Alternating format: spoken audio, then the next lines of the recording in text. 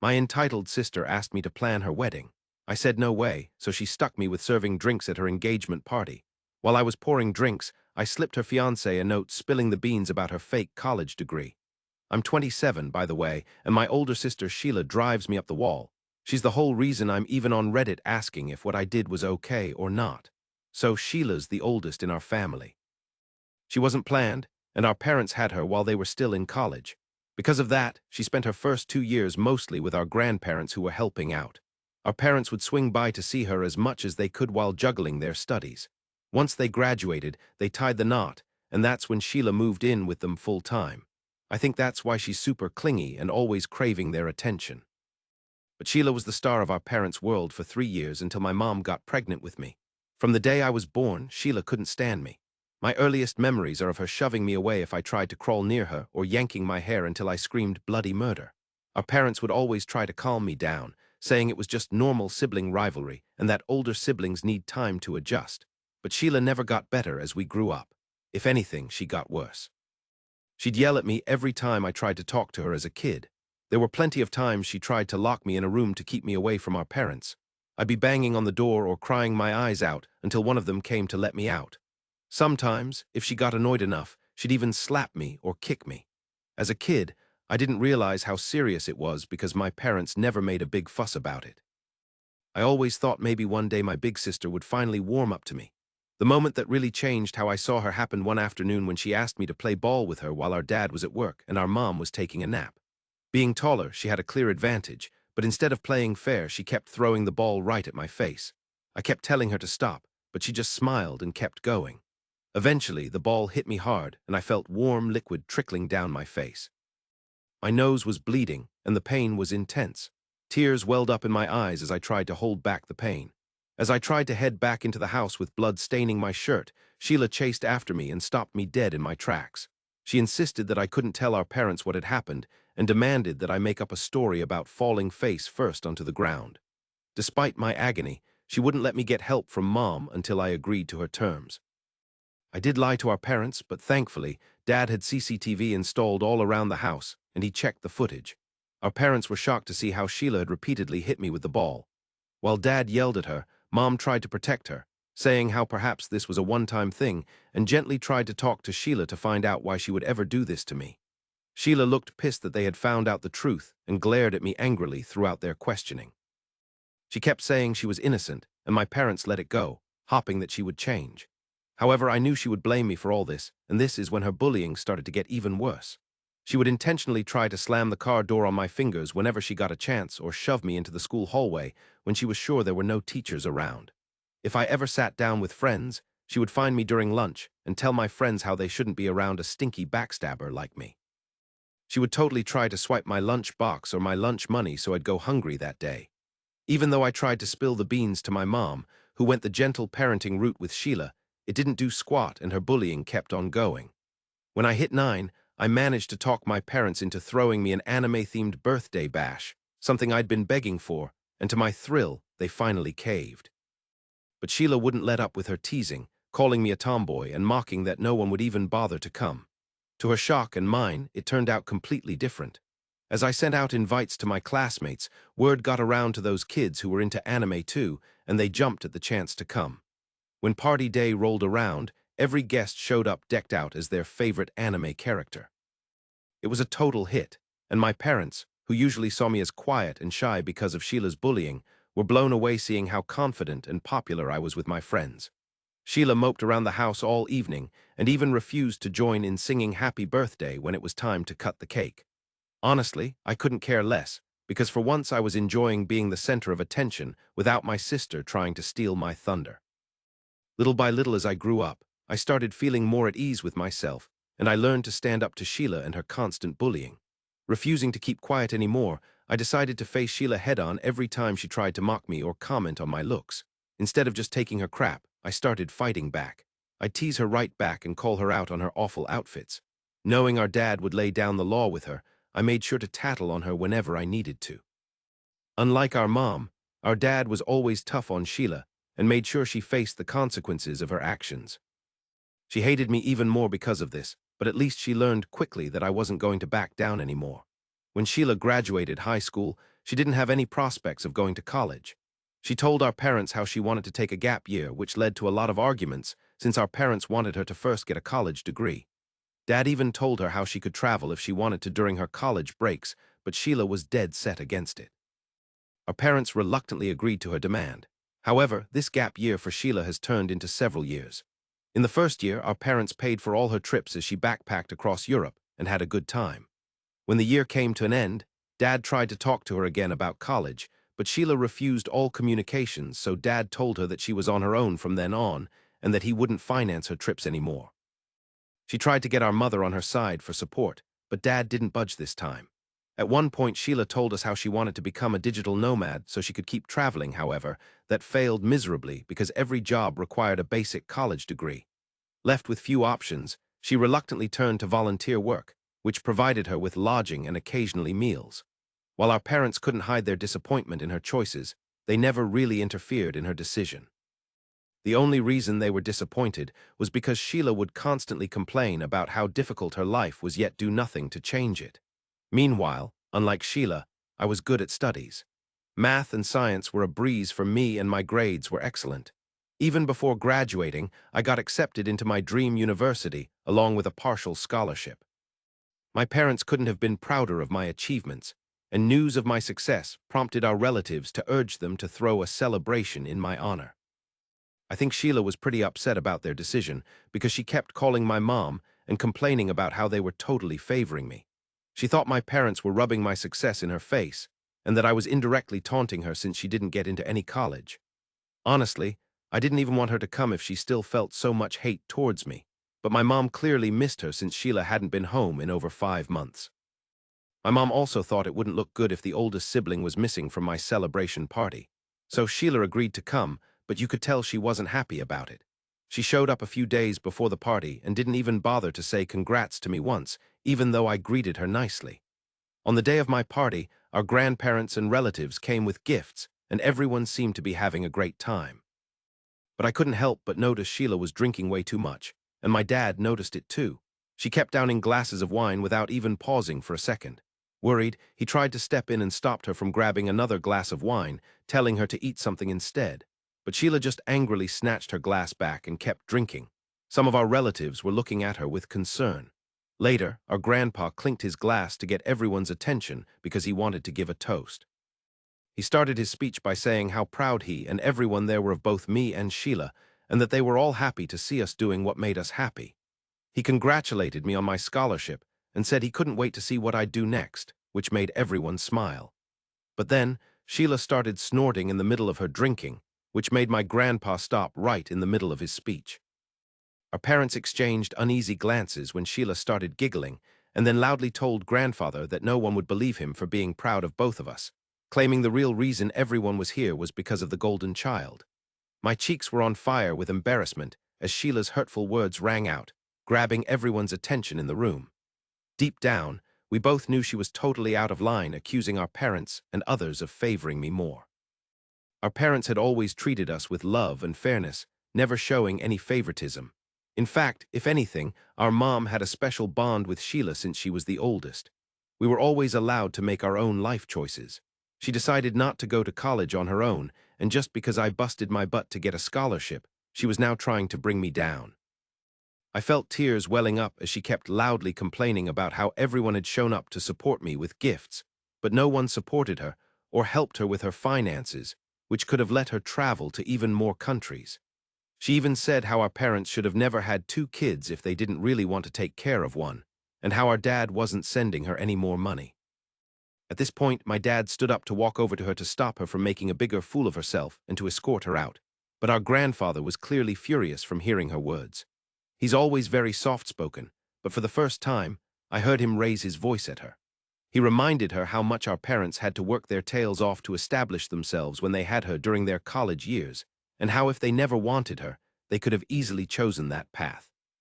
He chewed her out for trying to turn this happy occasion into something ugly, and that if she was really jealous of her little sister, then this was an issue within herself that only she could resolve. Sheila, clearly upset by what our grandfather said, ran out of the party crying, with our mom right behind her trying to calm her down. Later, our parents did their best to get Sheila to open up to us, but she never did, and she never said sorry for her outburst. I soon left home and moved into my college dorm. While I was busy getting settled at college and trying to make new friends, Sheila was still living with our parents and had no plans for her future. She'd spend her nights drinking and partying with a few local friends. Dad wanted her to at least get a part-time job and even helped her make a resume so she could start applying to different places, but she barely showed any real interest in finding work. Even when she did apply, she hardly ever got called for an interview. During this time, I didn't hear much about what was happening back home because I was hundreds of miles away, but I knew that our parents were always worried about Sheila. One night, I got a frantic call from my parents at the hospital. At first, I thought something had happened to them, but they told me they were okay and that Sheila had been in a car accident. It turned out she was driving drunk and crashed into someone's fence.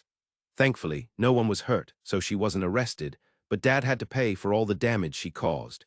Even the insurance wouldn't cover the car damages because she was under the influence. So it's fair to say Dad was furious and wanted her out of their house ASAP. Sheila kept playing the victim again, telling them how she was struggling mentally and that at the end of the day, she didn't really hurt anyone. My dad gave her two options. Either she could start going to therapy, apply for jobs, earn and save money while living with them, or she could go do whatever she wanted somewhere else because he was done. Sheila argued back that he had no right to try to control her life when he and Mom never controlled mine. She brought up again how she was always treated differently than me. Long story short, Dad kicked her out as soon as she got out of the hospital. Sheila reached out to our grandparents and relatives for help, asking if she could crash with them instead, but they all knew about her recent troubles and weren't about to take her in. Surprisingly, a few days later, she even called me asking for money. I had a few $1,000s saved up from my part-time job during high school, so despite how badly she had treated me in the past, I decided to help her out. I couldn't stand the thought of my sister couch surfing with her friends, so I sent her whatever money I could, hoping she'd make better choices and that it might fix our relationship. Well, no surprise here, she used that money to booze and party with her friends instead of finding a place to stay. I saw her Snapchat story and tried to text her about it, thinking we could have a reasonable, adult conversation, but she blocked me instead. I was so mad at how she just used me whenever she felt like it that I was done with her manipulative behavior. I realized that if she wanted to keep being an irresponsible, immature person, there was nothing I could do to save her anymore.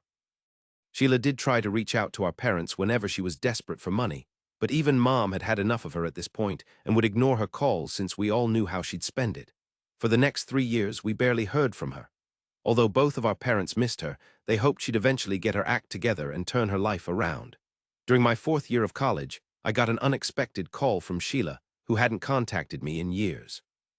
I was a bit hesitant to answer her call, but I figured I should in case she was in real trouble. But Sheila sounded thrilled, asking me how I'd been and what I'd been up to lately. The most frustrating thing about talking to Sheila is how she acts like everything's cool, as if the past is just water under the bridge. I awkwardly mentioned that she had blocked me for years, but she brushed it off, saying she had forgiven me for whatever I did and wanted to start fresh. I had no clue what she was talking about, but before I could ask, she started telling me about this guy she met last year. I asked who he was, and she went on and on about how he was the dreamiest guy ever and that she wanted me to meet him. She asked if I'd be free for dinner that weekend to come back to our hometown, where our parents could meet this mystery man too. Knowing better than to trust Sheila this time, I told her I wasn't sure and that I'd let her know. But she kept pushing, saying it wouldn't be a real family reunion without me. She had already talked to our parents, who were surprised at how happy and excited she sounded. We were all curious to see her after so many years, so after chatting with our parents, I decided to take an overnight bus back to my hometown that Friday night to make it to lunch with Sheila. On the day of lunch, Sheila introduced her new guy, Jack, to all of us. They looked healthy and happy. Sheila told us she had a job at a marketing firm that paid her well, and that's where she met Jack. Their chemistry was obvious, and I couldn't help but feel genuinely happy for my sister. But then things got weird when Jack started going on about how smart Sheila is, saying how lucky he felt to have met someone as accomplished as her, since she went to Berkeley, while he never got the chance to go to a fancy school like that. He kept talking about how Sheila would always tell him stories about her time at Berkeley and the kind of people she hung out with there for 4 years. He even said that if they ever got married and had kids, he'd want them to be just like Sheila. We just looked at him and gave these awkward smiles, totally confused about why he thought Sheila graduated from Berkeley when she didn't even have a college degree. After that, Sheila wouldn't look any of us in the eye and quickly changed the subject. The rest of lunch went on without any more drama. After we finished eating, Sheila rushed off with Jack, not even giving us a goodbye hug. It was pretty obvious to our parents and me that something was off, and Sheila had definitely lied to Jack about her education.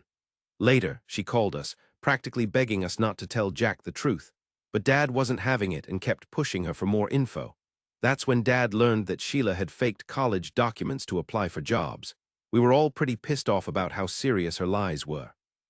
She also admitted to Dad that she'd kept other big things from Jack, like a car accident she was in and her old drinking habits, because she didn't want him to see that part of her life. While we get why she might not want to share her past, we were really worried that she'd made up an entire college degree and might keep lying to Jack forever. Even though both Mom and Dad told her that what she was doing was super wrong and that if she really loved Jack, she should at least tell him the truth because he deserved to know, Sheila refused and told us not to butt into her relationship. She was dead set that she could deal with it down the line if Jack ever found out the truth and kept insisting that there was no way he'd ever find out anyway. I didn't want any part of her drama, so I kept quiet and let my parents handle it. Just 3 months later, Sheila called to tell me that she and Jack had gotten engaged. I asked her if she thought they were rushing things since it had only been a year since they started dating, but Sheila just laughed at me. She said I wouldn't know anything about getting engaged or married since I hadn't met the right guy yet like she had. This was true, so I congratulated her on her happiness while she told me how she wanted a small wedding with just a few guests and had some ideas about how it should look.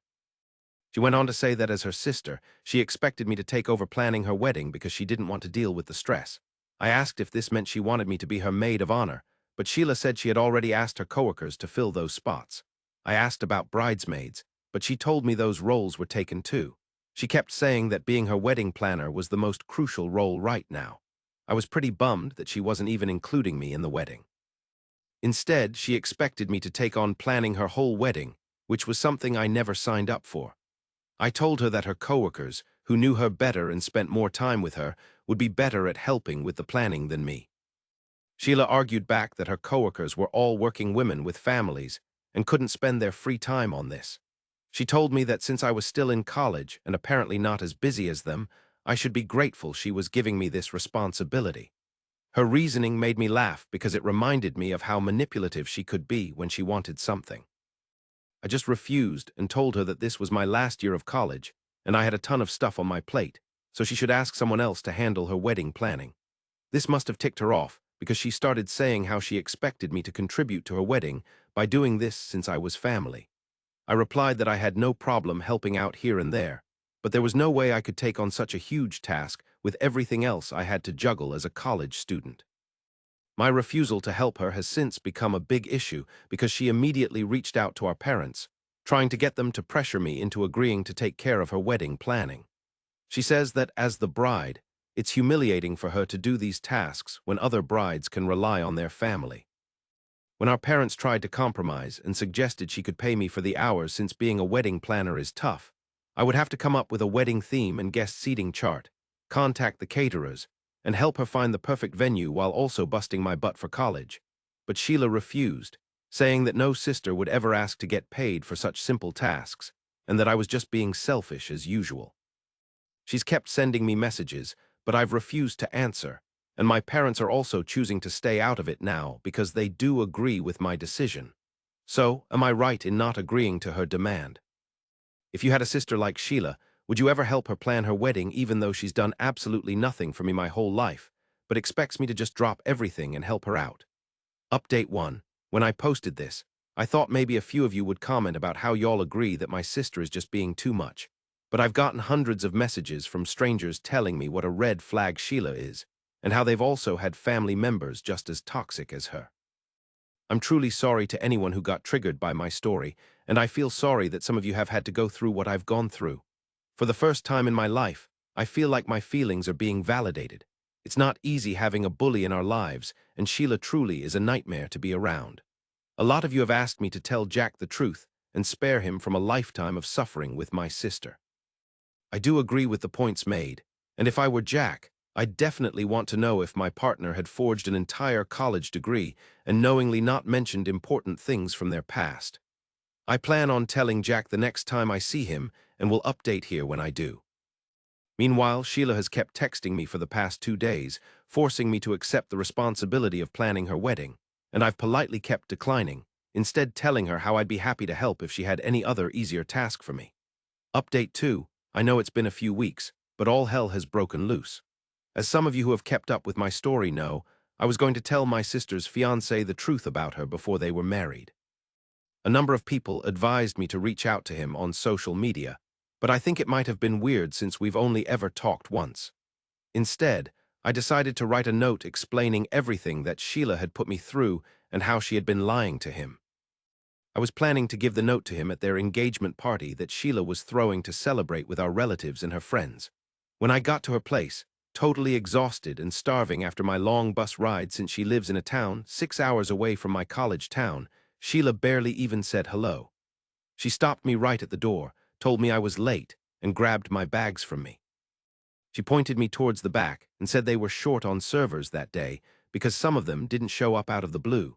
Since I had told her before that I could help her out with something easy, she figured I could serve drinks to all the guests at her party. As Sheila shoved me towards the servers in the back without even letting me freshen up or say hi to my parents and relatives, I was totally caught off guard. My parents were just as surprised to see me serving drinks, but I gave them a reassuring smile to let them know it was no big deal because I didn't want them to worry. Little did Sheila know, this unexpected twist actually gave me the perfect chance to sneak a note to her fiancé while she was busy chatting with her guests. When I handed a glass to Jack, he thanked me nicely and said I didn't have to be serving. I took that moment to slip him my note and quietly told him to find a private spot to read it ASAP. Not even 15 minutes later, Jack came out of the bathroom looking all flustered. He went straight to Sheila and asked if she had been lying to him the whole time. Sheila looked at him, totally confused, as Jack went on to say she had never been to college. Her eyes went wide with shock as the guests around us stared at them, totally confused. Turning to our parents for the truth, Jack asked them, and my dad didn't waste a second before confirming that Sheila had never gone to college. Everyone was just staring in shock as Jack totally called out Sheila, asking her how she could lie to him about something so big and how embarrassing it was for him to find out like this right after they got engaged. Some of their coworkers were standing there with their jaws dropped, watching the whole scene go down.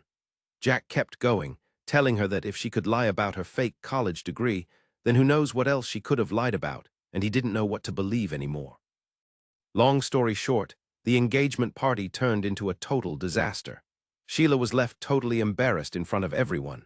In the end, her fiancé just left with his family, telling her he needed some space from her. After they bilayed, the party was pretty much a bust because everyone was just staring at Sheila, who looked totally shaken up. Even her coworkers split pretty quick after a few minutes, and I have no idea what's going to happen to her job, especially since her manager was at the party. Sheila thinks one of our relatives, maybe a cousin or me, might have spilled the beans to Jack, but she doesn't have any proof. In the note I slipped to Jack, I told him not to say that I was the one who told him the truth, and I'm glad he didn't throw me under the bus. My parents told Sheila this whole mess was her fault because they wanted her to be honest with her partner from the start, but she decided not to. I'll let you know if she and Jack end up getting married after all this or not. Update 3, well, like some of you guessed, Jack called off the wedding. He even asked Sheila to give him back the engagement ring since it was his mom's and a family heirloom. He also told her to move out of their house and won't talk to her anymore. He still hasn't told her how he found out the truth about her. For those of you who keep saying I should come clean and tell my sister about the note, no way, I'm not doing that. Let me be clear, I never lied to anyone. You can judge me all you want, but I didn't do anything wrong.